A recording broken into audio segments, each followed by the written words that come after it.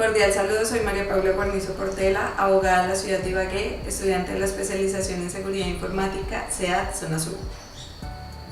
La empresa Quality SaaS es una organización internacional dedicada a la búsqueda de talento humano en diferentes temas y áreas para cubrir la demanda de otras instituciones. Debido a su gran expansión a nivel nacional e internacional, está buscando implementar sistemas de información que apoyen y salvaguarden la información de la empresa. El área de TI ha venido diseñando un escenario controlado en el que tiene implementado algunas bases de datos que pueden ser utilizadas en el desarrollo del proyecto. Por tal razón, requiere de un profesional de seguridad informática que evalúe la seguridad y rendimiento y que pueda de alguna manera recomendar para la selección del motor de base de datos bajo las premisas de seguridad y rendimiento, para lo cual el área de TI Quality propone dos alternativas. La primera es el entorno Linux, que es un sistema operativo Oracle Linux 7.6 x64 con sus correspondientes especificaciones técnicas. Segundo entorno Windows, sistema operativo Windows Server 2008 x64 con sus correspondientes especificaciones técnicas. Teniendo en cuenta mi profesión y las competencias frente al funcionamiento de un motor de base de datos, he elegido uno con el cual me encuentro más familiarizada y me interesaría empaparme mucho más en el tema, y es el sistema operativo Windows Server 2008. He realizado una caracterización que me permite conocer de una manera más amplia y detallada el funcionamiento, la aplicabilidad y las ventajas y desventajas que tiene este sistema operativo. La aplicabilidad. Windows Server 2008 x64 está diseñado para ofrecer a las organizaciones la plataforma más productiva para visualización de cargas de trabajo, creación de aplicaciones eficaces y protección de redes. Ofrece una plataforma segura y de fácil administración para el desarrollo y alojamiento confiable de aplicaciones y servicios web. Windows Server ayuda a los profesionales de TI a incrementar la flexibilidad y confiabilidad en la infraestructura de redes. A la vez ofrece a los desarrolladores una plataforma de aplicaciones. Conocer la normatividad existente, los estándares y buenas prácticas que permiten el aseguramiento de las bases de datos nos permiten aplicarlas de una manera más efectiva, de tal forma que permita contrarrestar los posibles ataques a las bases de datos. Es muy importante tener en cuenta las normas y decretos que pueden ayudarnos a las buenas prácticas de esto. Por ejemplo, la norma ISO 27002. La norma ISO 27002 es controlar el acceso mediante un sistema de restricciones y excepciones a la información como base de todo sistema de seguridad en la información. Para impedir el acceso no autorizado al sistema de gestión de seguridad de la información, según la norma ISO 27002, se deben implementar procedimientos y formas para controlar la asignación de derechos de acceso a los sistemas de información, bases de datos y servicios de información, y estos deben de estar de forma clara en los documentos, las comunicaciones y los controles en cuanto a su cumplimiento. Los procedimientos comprenden todas las etapas de ciclo de vida en los accesos de los usuarios de todos los niveles, desde el registro inicial de nuevos usuarios hasta la privación final de los derechos de todos los usuarios que ya no requieren del acceso. La efectividad de esta norma. Para lograr eficacia y seguridad es fundamental la cooperación de todos los usuarios, por lo que es necesaria la efectividad. La efectividad de esta norma para lograr la eficiencia y seguridad es fundamental. La efectividad. Para lograr la efectividad, eficiencia y seguridad es fundamental la cooperación de todos los usuarios, por lo que es necesario crear conciencia sobre las responsabilidades en el mantenimiento de los controles de acceso eficientes, en particular aquellos que se relacionan con la utilización de las contraseñas y la seguridad del equipamiento.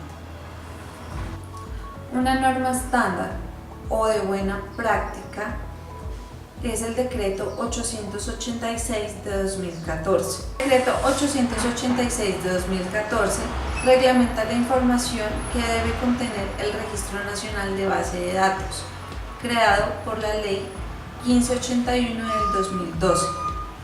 Es así como los términos y condiciones bajo los cuales se deben inscribir en este los responsables del tratamiento de base de datos de información. Efectividad. A pesar de la reglamentación establecida en el decreto, existen aún vacíos legales. Uno de ellos es el cumplimiento de las entidades públicas con el deber de registrar y cómo se conciliarán los postulados de las normas de protección con los de las leyes de transparencia y acceso de la información pública. 2.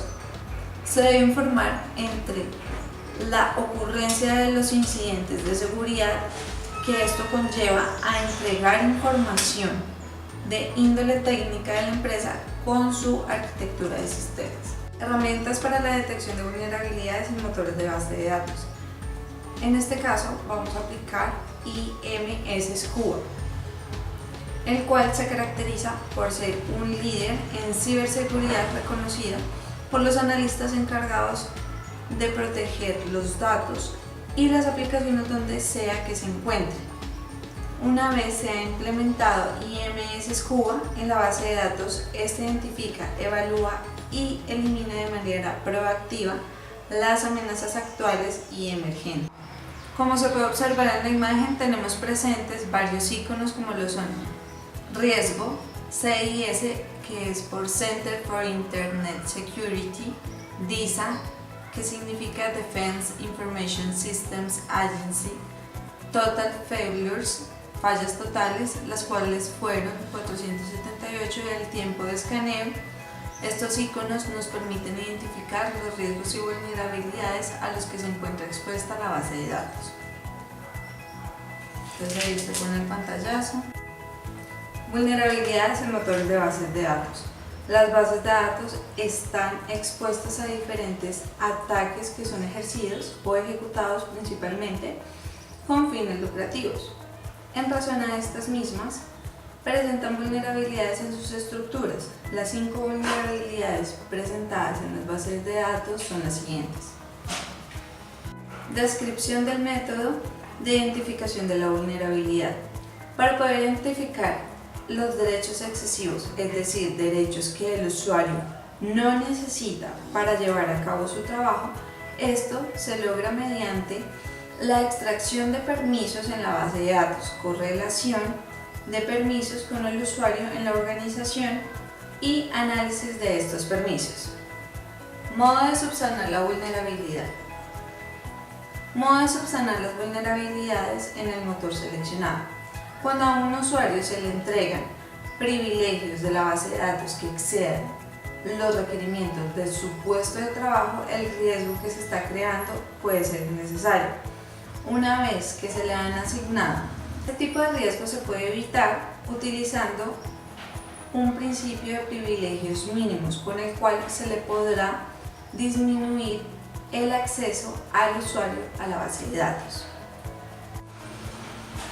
Inyección de SQL. Descripción de la vulnerabilidad. El atacante de SQL Injection genera o inyecta sentencia no autorizada dentro de la base de datos en un canal de datos SQL. Los canales de datos generalmente atacados incluyen procedimientos almacenados y los parámetros de entrada de aplicaciones web. El impacto. Las sentencias inyectadas se pasan a la base de datos donde se ejecutan. Mediante SQL Injection, los atacantes pueden obtener acceso sin restricciones a toda la base de datos. Pueden no sacar información de la base, pero sí pueden borrar información dentro de ella. Descripción del método de identificación de la vulnerabilidad. Prueba de inyección SQL o SQL-Map. Mediante esta prueba, la cual se realiza en línea por FPNTest, identifica el sistema de base de datos que está ejecutando y realiza las siguientes 6 técnicas de inyección SQL: Time Based Blend, Error Based, Union Query Based, Boolean Based Blend, Stack Series o Out of Band. Impacto. Esta vulnerabilidad puede ser aprovechada por un usuario malintencionado para influir en el funcionamiento del sistema. En algunos casos, el resultado obtenido puede ser que el error en cuestión de los privilegios especiales constituye un grave fallo de seguridad en el sistema. La descripción del método de identificación de la vulnerabilidad. Para evitar ataques de desbordamiento de buffer, se tendrá que tener un conocimiento experto de programación informática, acceso al código en cuestión y el tiempo y paciencia para peinar a través de páginas y páginas de código para implementar los cambios necesarios para proteger el sistema operativo. Ataque de negación del servicio. En seguridad informática, un ataque de negación del servicio también es conocido como DOS, por sus siglas en inglés, Denial of Service. Es un ataque a un sistema de computadoras o red que causa un servicio o recurso inaccesible a los usuarios legítimos, es decir, normalmente provoca la pérdida de la conectividad con la red por el consumo del ancho de banda de la red de la víctima o sobrecarga los recursos computacionales del sistema atacado. Generalmente los ataques DOS generan mediante la saturación de los puertos con múltiples flujos de información, haciendo que un servidor se sobrecargue y no pueda seguir presentando su servicio. Por eso lo denominan un ataque de negación del servicio.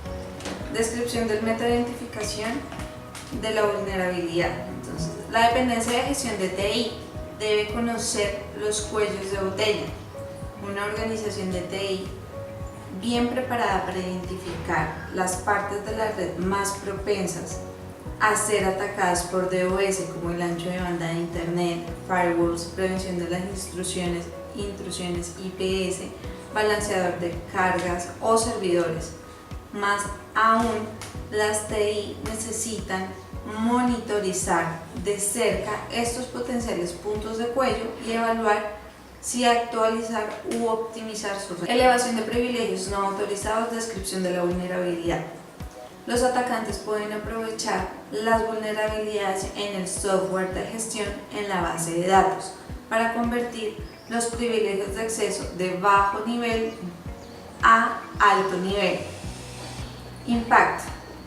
Un escalado de privilegios implica que un usuario recibe poderes más allá de los que tiene o debería tener. Estos privilegios son asumidos por un virus troyano. Podrían ocasionar la filtración de información, borrado de archivos o modificación de configuraciones.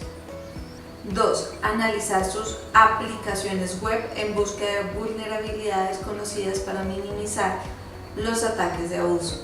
3. Validar los datos en cada envío de formularios utilizando su sitio web. 4. Conclusiones. La base de datos es uno de los activos más importantes dentro de la infraestructura de una organización, ya que es allí donde se encuentra almacenada la información vital, ya sea contable, de clientes o información de proveedores.